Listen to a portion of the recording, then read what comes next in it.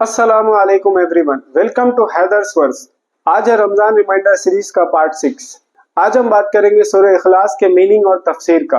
कई लोगों को शायद ये नहीं मालूम होगा कि सूरह इखलास कौन सा सूरह है। सूरह इखलास और कोई सूरह नहीं, वो है कुल हु अल्लाहु अहद। ऑलमोस्ट हर किसी को मालूम है और हर कोई नमाज में पढ़ते हैं।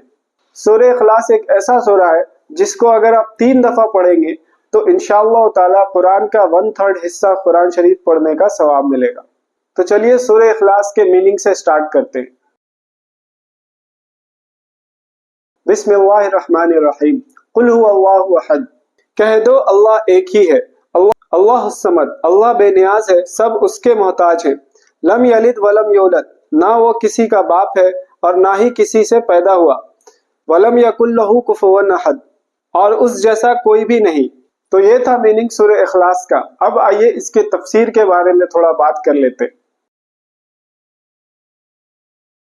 तो बात है उस वक्त की जब कुछ लोग हमारे प्यारे नबी मोहम्मद सल्लल्लाहु अलैहि वसल्लम के पास आए और लोगों ने कहा कि आपके अल्लाह दिखते कैसे हैं, आपके अल्लाह का नसब क्या है, आपके अल्लाह कहाँ से आए। इट मीन्स के उन लोगों ने अल्लाह के बारे में सवाल किया कि कैसे दिखते हैं, क्या है उनका नस्ल, डिटेलिंग। क्योंकि हम एक ह्यूमन है तो हम एक ह्यूमन के जैसा सोचते, इंसान के जैसा सोचते, या फिर लिविंग बीइंग्स के जैसा सोचते कि हाँ अगर ये है तो उसका कहीं ना कहीं कोई खानदान होगा, कुछ ना कुछ।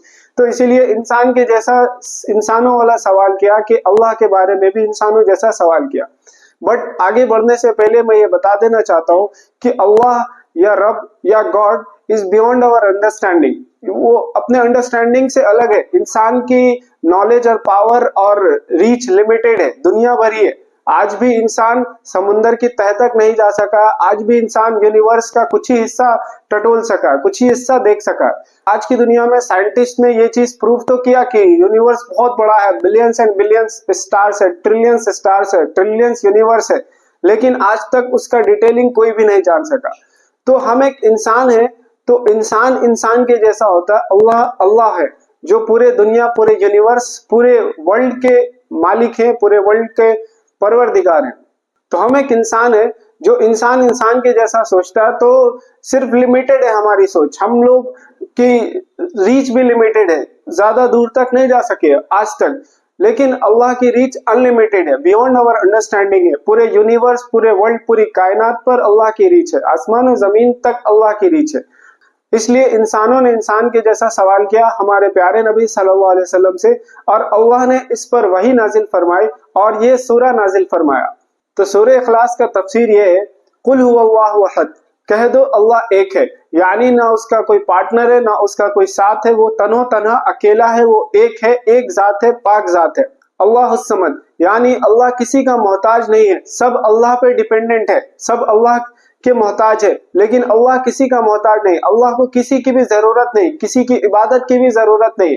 आज जो हम नमाज पढ़ते हैं, जो भी कुरान शरीफ पढ़ते, जो भी इबादत करते, वो खुद के लिए करते। अल्टीमेटली बेनिफिट जो है वो हमारे को मिलती, हमारे सोल को मिलती, इसके बाद वाली लाइफ में हमें को मिलती। तो अल्लाह को इबादत की जरूरत नहीं है और ना ही किसी चीज की जरूरत है। अल्लाह बेनियाज है, अल्लाह किसी का मोहताज नहीं है, हम सब अल्लाह के मोहताज हैं। लम यलिद वलम यूलद, यानी अल्लाह ने किसी को भी पैदा नहीं किया, कोई भी अल्लाह का बेटा नहीं है और ना ही अल्लाह का कोई फादर है। अल्लाह तन्हो तन्हा अकेला है और पाक जात है। अगेन आई एम टेलिंग कि इंसान जो है, इंसान की सोच से ही ये सब चीजें सवाल करता है, इंसान की सोच से ही सोचता है।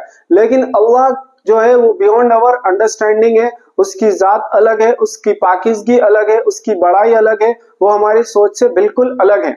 वलम यकुल लहू कुफुवन अहद, मतलब अल्लाह के जैसा कोई भी नहीं है, ना रूप में, ना सिफात में, ना किसी भी चीज में उनके जैसा, उनके टक्कर का कोई भी नहीं है। वो तन्हो तन्हा अकेला जात है। तो ये एक बहुत ही छोटा सूरा है लेकिन बहुत ही पावरफुल सूरा है जिसमें अल्लाह की सिफात बयां की गई है।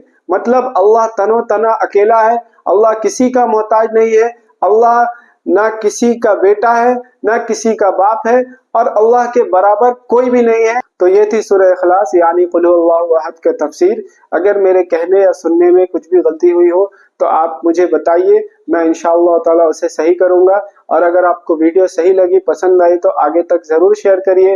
اور ہر ایک ایٹ لیسٹ جو قرآن شریف کا 10 سورہ ہے، آپ جو ہر نماز میں پڑھتے ہیں، الم تری کیف فعل ربک باصحاب الفیل سے لے کر قل اعوذ برب الناس تک جو 10 سورہ ہے، آپ ایٹ لیسٹ اس کا میننگ، اس کا ڈیٹیلنگ، اس کا بیک گراؤنڈ تو ایٹ لیسٹ آپ کو معلوم رہنا چاہیے۔ میری نالج سے، میری سمجھ سے جتنا بھی میں ریسرچ کر پا رہا ہوں، میں آپ تک لے کر آ رہا ہوں۔ انشاءاللہ تعالی آپ بھی خود کا ریسرچ کریے اور خود جانیے، خود پڑھیے۔ آج کے لیے بس اتنا ہی، ملتے ہیں اگلے ویڈیو میں، تب تک کے لیے اللہ حافظ۔